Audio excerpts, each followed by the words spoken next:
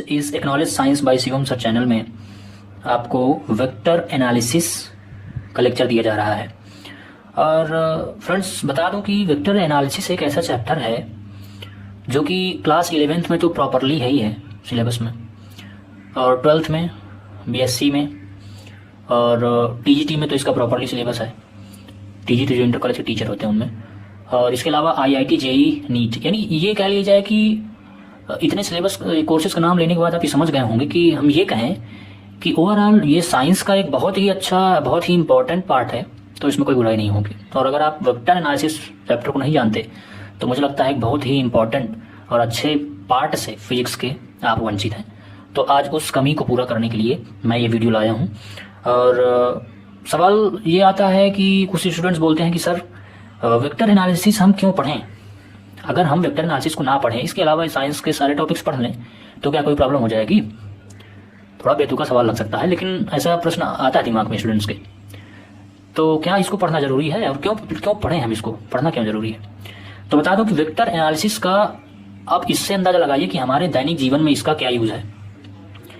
जैसे मान लीजिए कि कोई फाइटर जेट है, जानते होंगे, जैसे आजकल इंडिया में बहुत फाइटर जेट है, सुखोई हो गया, तेजस हो गया, राफेल हो गया, या कोई भी फाइटर जेट है। तो जब वो लैंडिंग करता है या टेक ऑफ करता है तो वहां पर डिसाइड होता है उसकी डायरेक्शन, उसका एंगल और उसकी स्पीड। तो कहने का मतलब ये चीज डिसाइड करने के लिए वेक्टर एनालिसिस का ही वहां यूज होता है। हम वेक्टर एनालिसिस ही करके ये सारे प्रोसेस को डिसाइड करते हैं। या फिर जो नेवी की शिपें होती हैं, उसमें क्या होता है कि हवाएं चलती रहती हैं समुद्र में, और उनको जाना है बंदरगाह पर। तो जब हवाएं चलती है तो उसके मतलब डायरेक्शन को डिस्ट्रैक्ट कर सकती हैं, दूसरे डायरेक्शन पे कर सकती हैं, यानी एग्जैक्टली जहां उसको पहुंचना है वहां ना पहुंच करके वो आसपास के एरियाज में पहुंच सकता है। तो वहां पर भी हम लोग उसका डायरेक्शन मेंटेन करते हैं, और उसकी लेंथ होती है, उसको देखते हैं कि इस लेंथ को इस डायरेक्शन में, इस एंगल के थ्रू इतना चेंजेस के साथ हमको करना पड़ेगा, तब ये शिप जाकर के बंदरगाह पर पहुंचेगी। तो ये सब यूजेस हैं। और इसके अलावा तो मतलब ओवरऑल आप यूज समझ गए होंगे कि आखिर क्यों पढ़ा जाता है। तो जहां भी डायरेक्शन की बात होगी, मैग्नीट्यूड की बात होगी, यानी कुछ ना कुछ उसका मैग्नीट्यूड हो, डायरेक्शन हो, वहां वेक्टर एनालिसिस का यूज है। तो मुझे लगता है अब ये बताने की जरूरत नहीं है कि ये कितना इंपॉर्टेंट चैप्टर है। तो टाइम लॉस ना करते हुए सीधे पहुंचते हैं चैप्टर पर और देखते हैं कि वेक्टर एनालिसिस ये चैप्टर है। तो एक्चुअली इस चैप्टर को देखा जाए तो दो वर्ड्स आए हैं, क्या क्या? Vector plus analysis. अच्छा, वेक्टर क्या है तो जानना पड़ेगा इन दोनों चीजों को। पहले तो जान लीजिए वेक्टर क्या है, और एनालिसिस तो फिर हम उसका कर ही लेंगे। तो एक्चुअली वेक्टर, यहाँ वेक्टर का सेंस है वेक्टर क्वांटिटीज से, यानी वेक्टर क्वांटिटीज मतलब सदिश राशियों से। दूसरी चीज है एनालिसिस का मतलब यह है कि to study all points, all small points. It means कि सभी जो बारीक पॉइंट्स है ना वेक्टर क्वांटिटीज के, वो हमको पढ़ने हैं इस चैप्टर में। तो पहले हमको चैप्टर का मतलब समझ लेना है, उसके बाद ही आगे बढ़ना है। कई बार चैप्टर पढ़ जाते हैं और टारगेट नहीं पता होता है। जैसे आपको कह दिया जाए कि आपको टारगेट ना दिया जाए और बोला जाए कि चलते रहिए, और टारगेट फिक्स ना किया जाए, तो पहुंचेंगे कहाँ आप जब कोई टारगेट ही नहीं है? तो और चैप्टर का टारगेट पता हो जाएगा आखिर चैप्टर में पढ़ना क्या है, तो समझ में आ गया होगा कि हमें वेक्टर क्वांटिटीज का एनालिसिस करना है, यानी विश्लेषण करना है। तो अच्छा, अब तो इसका मतलब आप सोच रहे होंगे कि हम लोग, चलिए ठीक है सर, एनालिसिस तो हम लोग जानते हैं, और वेक्टर क्वांटिटीज को पढ़ लेते हैं, उसके बाद उसका एनालिसिस कर लेते हैं, और यही 2 लाइन 3 लाइन में चैप्टर खत्म हो जाएगा। तो एक्चुअली ये साइंस है, और यहाँ हर चीज का एनालिसिस करने का, हर टॉपिक का एनालिसिस करने का, जानने का, पढ़ने का एक तरीका होता है। जैसे आप किसी चीज के एनालिसिस करते हैं तो उसके लिए क्या करते हैं? पहले डाटा कलेक्ट करते हैं, डाटा कलेक्ट करते हैं, उसका जो भी सारा प्रोसेस है उसको डिसाइड करते हैं। एनालिसिस करना किसी भी चीज़ का आसान थोड़े है। तो या फिर ओवरऑल, अच्छा अब ये है कि वेक्टर क्वांटिटीज पढ़ लें और एनालिसिस का, ठीक है सर वेक्टर क्वांटिटीज पढ़ लेते हैं और एनालिसिस में जो जो कुछ पॉइंट्स होंगे सारा कुछ हम लोग डिसाइड कर लेंगे डाटा। तो बता दो कि एनालिसिस का जो डाटा है वो कलेक्ट करना ही तो आसान नहीं है ना, यही तो बात ही है। इसीलिए तो चैप्टर इतना लॉन्ग होता है। एनालिसिस करने के लिए बहुत सारे पॉइंट्स जानने पड़ते हैं। तो स्टार्टिंग में तो हमें, तो एक्चुअली ये है वेक्टर क्वांटिटीज, यानी हिंदी भी लिख लीजिए, सदिश राशि। अब देखिए, तो यहाँ वेक्टर क्वांटिटीज को पढ़ना चाहिए था, लेकिन वेक्टर क्वांटिटीज पढ़ने के लिए हमें इन 3 और क्वांटिटीज को पढ़ना पड़ेगा। कौन कौन सी? स्केलर क्वांटिटीज यानी अदिश राशियां, टेंसर क्वांटिटीज यानी प्रदिश राशियां, और सप्लीमेंट्री क्वांटिटीज यानी पूरक राशियां। बहुत लोगों ने प्रदिश राशि का नाम नहीं सुना होगा, जो अभी छोटी क्लासेस में है, तो अभी इसके विषय में विस्तार से बताएंगे। एक्चुअली प्रदिश में क्या होता है कि ना तो एग्जैक्टली ये आदिश नियमों का पालन करती है, ना तो एग्जैक्टली सदिश नियमों का पालन करती है। मतलब ना तो हम उसको स्केलर क्वांटिटी कह सकते हैं, ना तो वेक्टर क्वांटिटी कह सकते हैं। जहां जो जैसा यूज आ गया उसको उस हिसाब से यूज कर लिए।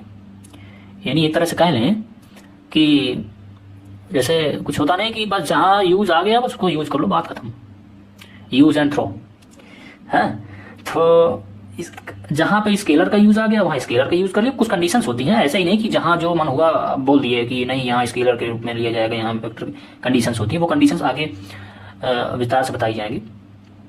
और दूसरी चीज एक ये एडवाइस है कि अगर इस चैनल पर कुछ अलग दिखे और चैनल से, क्योंकि यहाँ तो डिजिटल बोर्ड भी नहीं है, यहाँ तो व्हाइट बोर्ड भी नहीं है, पेपर है, और लेकिन फिर भी अगर और चैनल से कुछ अलग दिखे तब तो देखने का मतलब है। तो मैं खुद एडवाइस देता हूँ कि अगर कुछ अलग दिखे, लगे कि नहीं बहुत सिंपल वे से बड़ी से बड़ी चीज़ों को बताया जा रहा है, तब ही देखने का देखिएगा आप, अदरवाइज ना देखिएगा, कोई जरूरी नहीं। जब हमें कुछ अलग मिलेगा तभी हम देखेंगे, साफ सी बात है। हम खुद अगर यूट्यूब पर जाते हैं तो हमको जब कुछ अच्छी चीज़ मिलती है, क्वालिटी हो, तब फिर हम उसको देखते हैं। तो लेकिन ये है कि अभी एक वीडियो से डिसाइड नहीं होता है, क्योंकि प्रोसेस है, स्टेप बाय स्टेप चलना है, ताकि हर एक स्टूडेंट्स यानी वीक स्टूडेंट्स को भी लेके चलना है ना साथ में। प्रॉब्लम ये जो जीरो से शुरुआत कर रहे हैं, तो इसलिए छोटी छोटी चीज़ों को बताते हुए चलेंगे। आप देखिए, तो सबसे पहले हम लोग पढ़ते हैं, चलिए, आदिश राशियां यानी स्केलर क्वांटिटीज। तो पहले तो डेफिनेशन जान लेते हैं, जो हर चैनल पर बताया जाएगा। ये सारी चीज़ें हर चैनल पर बताई जाती हैं। ऐसी भौतिक राशियां जिन्हें केवल मैग्नीट्यूड द्वारा व्यक्त किया जा सकता है, यानी जिन्हें केवल परिमाण द्वारा व्यक्त किया जा सके, वो अदिश राशियां कहलाती हैं। तो अब मान लीजिए टीचर्स इतना बता करके आगे बढ़ जाते हैं, सीधे पहुंचते हैं सदिश राशि में। अब चलिए जान लेते हैं स्टूडेंट सदिश राशियां क्या होती हैं, मतलब ऐसा उनका बढ़िया एक्सप्रेशन रहेगा। अब स्टूडेंट्स इतना पढ़ लिया, रट लिया, और टीचर्स ने पूछा, उसने सुना दिया, टीचर्स ने वेरी गुड कह दिया, खुश हो गया स्टूडेंट। और एग्जाम में, छोटी क्लासेस एग्जाम की बात कर रहा हूँ, जैसे 9th 11th 10th हो, तो एग्जाम में आया आदिश राशियां क्या होती हैं, बढ़िया फुल कॉन्फिडेंस के साथ लिखा, ऐसी भौतिक राशियां जिन्हें केवल परिमाण द्वारा व्यक्त किया जा सके, आदिश राशियां कहलाती हैं। वाह वाह वाह, टीचर ने पूरा नंबर दे दिया। एक्चुअली जब यही स्टूडेंट्स आगे बढ़ करके बड़ी क्लासेस में जाते हैं या फिर कंपटीशन एग्जामों में जाते हैं, तो लाइन तो रटी हुई है, लाइन रटी होने को मतलब नहीं है। जैसे इसमें एक वर्ड आया है कि मैग्नीट्यूड क्या है, अब पढ़े तो है, मैग्नीट्यूड नहीं पता है क्या है, यानी परिमाण क्या है। और बहुत लोगों तो इसी में कंफ्यूजन रहता है कि परिणाम और परिमाण। देखिए हिंदी का इसीलिए कहते हैं कि अगर आप जैसे जैसे बड़ी क्लासेस में जाते हैं, आप टीचर्स को भी देखेंगे वो इंग्लिश की तरफ अट्रैक्ट होने लगते हैं। उसका रीजन है इंग्लिश में कंफ्यूजन कम, इंग्लिश वर्ड्स जो है उनमें कंफ्यूजन कम है, और जो हिंदी के वर्ड्स में कंफ्यूजन ज्यादा है। इसलिए हम लोग देखिए, मेरे भी इस वीडियोज में मैंने इंग्लिश हिंदी दोनों का यूज किया है, क्योंकि कई बार जो हिंदी मीडियम के स्टूडेंट्स होते हैं वो केवल हिंदी जानते रहते हैं, इसका उनको खामियाजा भुगतना पड़ता है। जैसे कि कुछ ऐसी बुक्स हैं जो कि बहुत अच्छी बुक्स हैं और उनका हिंदी वर्जन है ही नहीं मार्केट में, यानी आपकी मजबूरी, अगर आप अच्छा नॉलेज उनमें से लेना चाह रहे हैं तो इंग्लिश पढ़ना ही पड़ेगा। और तो इसलिए इंग्लिश जानना भी बहुत जरूरी है, हम लोग दोनों लोगों को लेकर चलेंगे साथ में।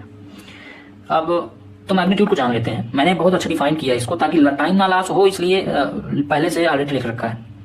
तो देखिए, स्केलर क्वांटिटी के लिए क्या चाहिए, मान लीजिए हम अगर वो स्केलर क्वांटिटी हो है तो उसमें क्या होगा, मैग्नीट्यूड होगा, मैग्नीट्यूड होगा। अच्छा ये तो जान गए, ये तो यहाँ लिखा भी है। अब जानते हैं कि मैग्नीट्यूड है क्या। तो मैग्नीट्यूड में दो चीजें होती हैं। पहला तो ये कि इसमें एनी नंबर होता है, यानी कोई नंबर आपको दिखेगा। स्केलर क्वांटिटी की पहचान कैसे करेंगे, तो उसमें आपको कोई नंबर दिखेगा।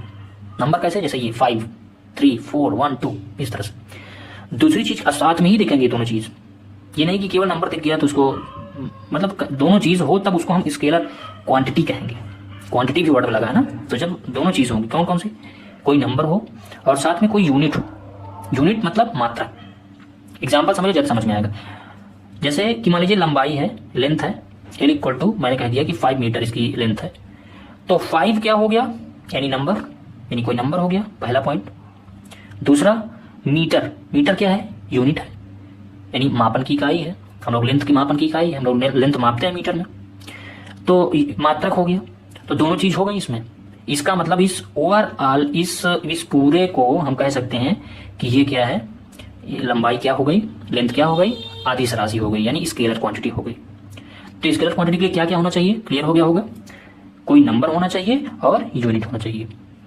अब फटाफट देख लेते हैं कि अदिश राशियां होने की कुछ शर्तें हैं, जो कि मुझे लगता है एक सीरियल से ये केवल इसी चैनल पे मिलेंगे। आप यूट्यूब पर सर्च कर सकते हैं, इसको देख लीजिएगा, या गूगल भी इतना सीरियल से एक साथ एक जगह पर ये शर्तें नहीं देगा, गूगल में भी सर्च कर लीजिएगा।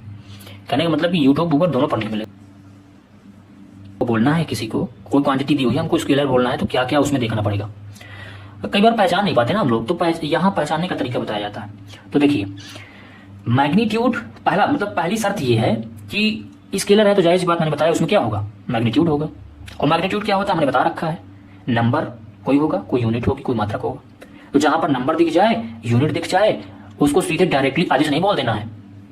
ये मैं कंपटीशन लेवल पे पहुंच रहा हूं, क्योंकि अदिश राशियां बताने वाले बहुत सारे चैनल मिल जाएंगे ना, तो फिर देखेंगे क्यों मेरा आप चैनल, सवाल तो ही है। और बढ़िया सजा के लोग डिजिटल बोर्ड में लिखते हैं, तो उनका देखेंगे कि ये चैनल देखेंगे। तो देखिए, मैग्नीट्यूड में क्या होता है, नंबर होता है, यूनिट होता है। पहली शर्त हो गई, पहली चीज हमको देखना है, यानी ये 5 चीजें हैं, और 5 चीजें एक साथ माइंड में ला करके जब आप कंपटीशन में बैठेंगे, तो कुछ सेकंड के अंदर इन 5 चीजों का फटाफट एनालिसिस करके हम टिक करेंगे कि ये अदिश राशि है कि सदिश राशि है। तो फिलहाल अभी सदिश की बात नहीं हो, केवल अदिश की बात हो रही है। हमको ये चेक करना है कि अदिश है कि नहीं है। तो अदिश के लिए पहला हम बताया मैग्नीट्यूड होना चाहिए, मैग्नीट्यूड में नंबर और यूनिट होना चाहिए। दूसरा जो शर्त है वो ये है कि वो क्रम विनिमय नियम यानी कम्यूटेटिव लॉ को फॉलो करना चाहिए।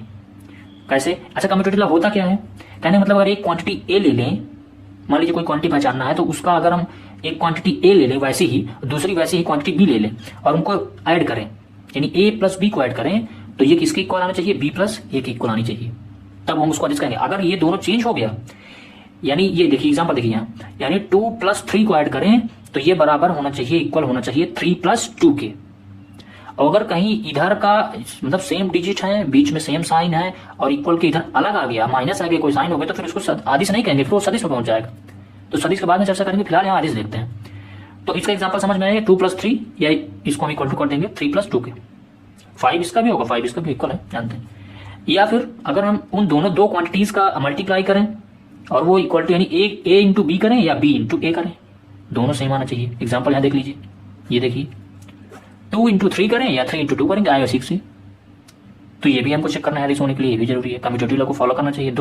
तीसरा साहचर्य नियम या एसोसिएटिव लॉ को फॉलो करना चाहिए। एसोसिएटिव लॉ क्या होता है, a + b + c, यानी कहने का मतलब कि अगर a + b को हम पहले ऐड कर लें और बाद में उसमें c को ऐड कर दें, या फिर हम a को अलग कर दें और b + c को हम एक साथ पहले ऐड कर लें, या फिर हम ये a को और ये वाले c को पहले ऐड कर लें, बाद में उसमें b को ऐड कर दें, तो तीनों इक्वल होने चाहिए, अलग नहीं होने चाहिए। एग्जांपल देख लीजिए, ये है हमने 1 + 2 को पहले ऐड कर दिया, बाद में उसमें 3 ऐड कर दिया, कितना आ जाएगा 6।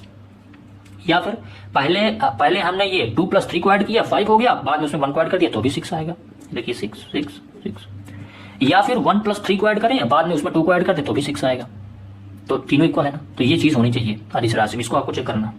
चौथा है जो शर्त है वो है वितरण नियम यानी डिस्ट्रीब्यूटिव लॉ। तो ऐसे समझ में आ रहा होगा, डिस्ट्रीब्यूशन करना किसी चीज का।